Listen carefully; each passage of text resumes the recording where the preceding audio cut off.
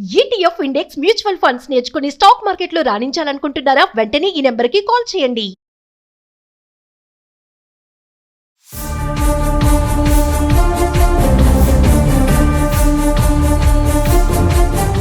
నమస్తే, welcome back to Suman TV. Present మనతో పాటు ఉన్నారు అనలిస్ట్ మందరి కృష్ణారెడ్డి గారు.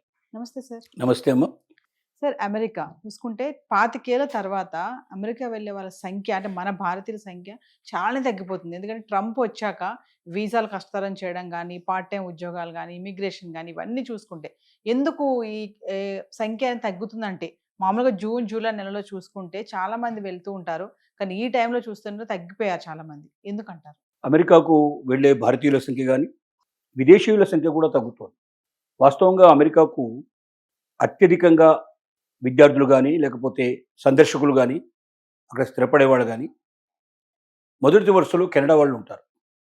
కెనడా అమెరికా మన ఓల్డ్ సిటీ న్యూ సిటీ ఉన్నట్టుగా ఉంటుంది. చాదరగట్ బ్రిడ్జి దాటి మనం అవతలకు పెడితే ఓల్డ్ సిటీ యువతలో ఉంటే మనకు న్యూ సిటీ లాగా నయగరా జలపాతాలు ఉండేటువంటి కెనాల్ ఉంటుంది. ఆ కెనాల్ మీద ఒక బ్రిడ్జ్ కట్టారు. అసలు మనకు ఇదే అనిపిస్తుంది ఒక రకంగా చెప్పాలంటే, ఈ చాదరగడ్డ బ్రిడ్జో లేకపోతే నయాపూల్ బ్రిడ్జో అనిపిస్తుంది. ఆ బ్రిడ్జి దాటుకుని అవతలకు వెళితే అది కెనడా, ఇటు వస్తే అమెరికా.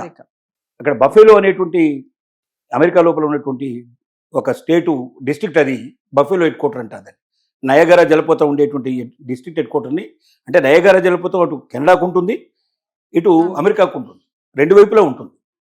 ఇటువైపు అమెరికాకు ఉండేదాన్ని బఫేలో సిటీ అంటారు.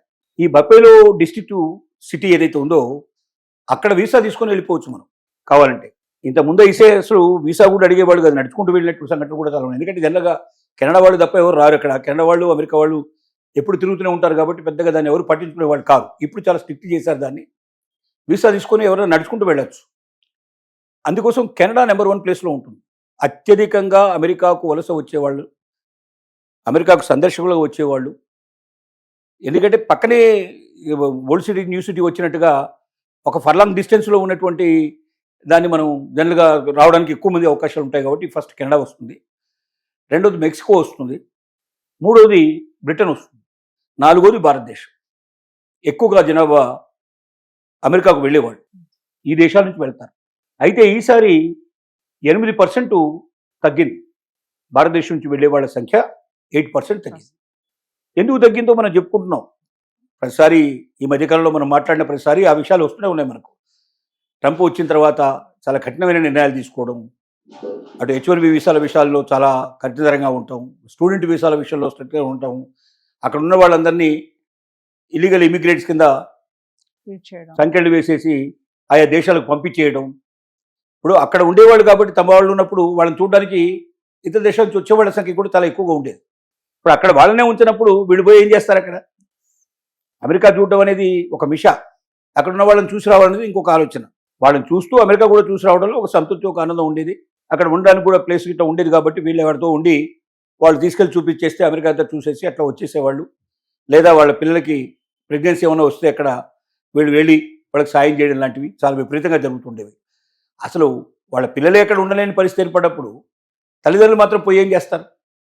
అందువల్ల సందర్శకుల సంఖ్య తగ్గింది.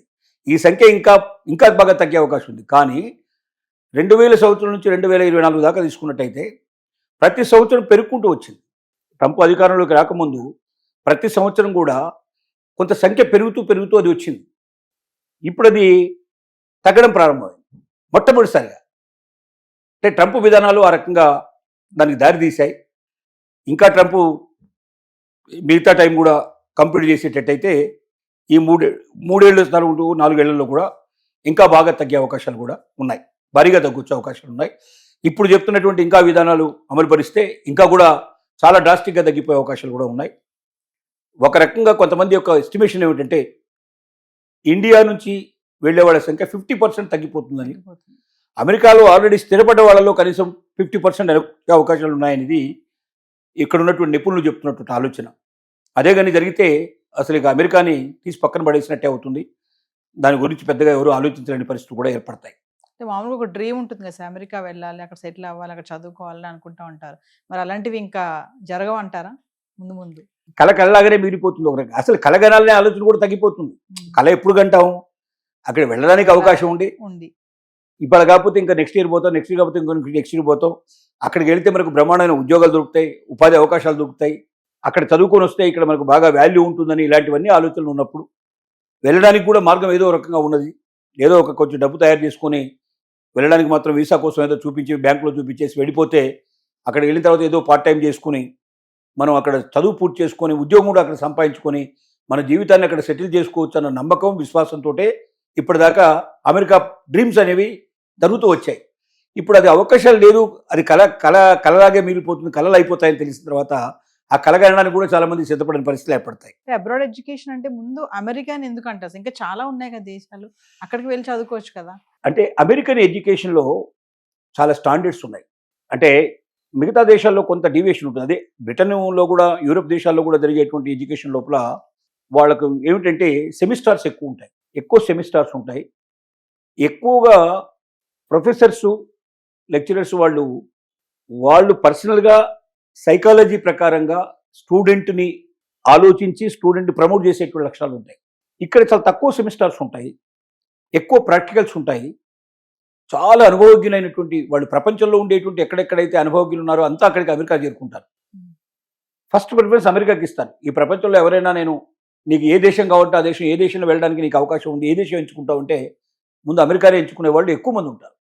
కారణం అక్కడ నిజాయితీ ఒకటి, అక్కడ ఉన్నటువంటి విలువలు వేరు, అక్కడ ఉన్నటువంటి నీట్నెస్ వేరు, అక్కడ హ్యూమన్ వాల్యూస్కి ఇచ్చే ఇంపార్టెన్స్ చాలా డిఫరెంట్గా ఉంటుంది. ఒకరి విషయంలో ఇంకొకరు జోక్యం చేసుకోరు. అసలు పక్కింటి వాళ్ళు ఎవరో, ఎదురింటి వాళ్ళు ఎవరో ఎవరికి ఎవరు తెలియదు, అడిగే ప్రయత్నం కూడా చేయరు. మన వాళ్ళైతే మొట్టమొదటి దిగంగానే చేసే పని ఏమిటంటే తెల్లారేసరికల్లా చుట్టుపక్కల ఉండే వాళ్ళ అందరి వివరాలు తెలుసుకోకపోతే వీళ్ళకి నిద్ర పట్టని పరిస్థితి ఏర్పడుతుంది. అక్కడ అసలు మాట్లాడడం, అడగడం కూడా తప్పే, నేరం కిందకే వస్తుంది ఒక రకంగా చెప్పాలంటే. అవతల వాడు కేసు పెట్టే పాసిబిలిటీస్ కూడా ఉన్నాయి కాబట్టి అది జరగవు. కాబట్టి అమెరికా అనేది ఒక డ్రీమ్ లాగా ఉండడానికి కారణాలు ఇవన్నీ. అత్యధికమైనటువంటి మంచి వసతులు ఉండటం, సౌకర్యాలు ఉండటం, గొప్ప యూనివర్సిటీస్ ఉండటం, గొప్ప ఎడ్యుకేషన్ సిస్టమ్ ఉండడం, అమెరికాలో చదువుకొని వచ్చిన వాళ్ళకి ఏ దేశానికి వెళ్ళినా జాబ్స్ దొరికే అవకాశాలు ఉండడం, అక్కడే అమెరికాలో కూడా పెద్ద ఉద్యోగాలు దొరకడం, ఇలాంటివన్నీ రకరకాల కారణాల చేత అమెరికన్ ఎడ్యుకేషన్ చాలా స్టాండర్డ్గా, చాలా గొప్పగా రాణించిందని చెప్పుకోవచ్చు. అంటే ప్రెసెంట్ ట్రంప్ తీసుకున్న నిర్ణయాలు ఏవైతే ఉన్నాయి సార్, అంటే ఇప్పుడు మన వాళ్ళు అక్కడికి వెళ్ళాలి, అక్కడికి వెళ్ళి సెటిల్ అవ్వాలి, చదువుకోవాలనుకున్న ఆలోచనలు అన్నీ కూడా కొంచెం విరమించుకుంటున్నారని అనుకోవచ్చు అంటారు. విరమించుకోక తప్పదు. విరమించుకున్నారంటే అవకాశం లేనప్పుడు విరమించుకోవడం, అవకాశం ఉండి విరమించుకోవడం కాదు ఇది. ట్రంప్ ఈ దారులన్నీ మూసేస్తున్నాడు. ఒక్కొక్క దారి కట్ చేసుకుంటూ పోతున్నాడు. ఈ దారి కాకపోతే ఆ దారిలో వెళ్దాం అని రకరకాల దారిలో ప్రయత్నం చేస్తున్నాం. అన్ని దారులు మూసిపోయినప్పుడు ఇంకేం చేస్తారు? వెళ్ళడానికి అవకాశం లేనప్పుడు ఆగిపోతారు. అది జరుగుతుంది ఇప్పుడు అక్కడ.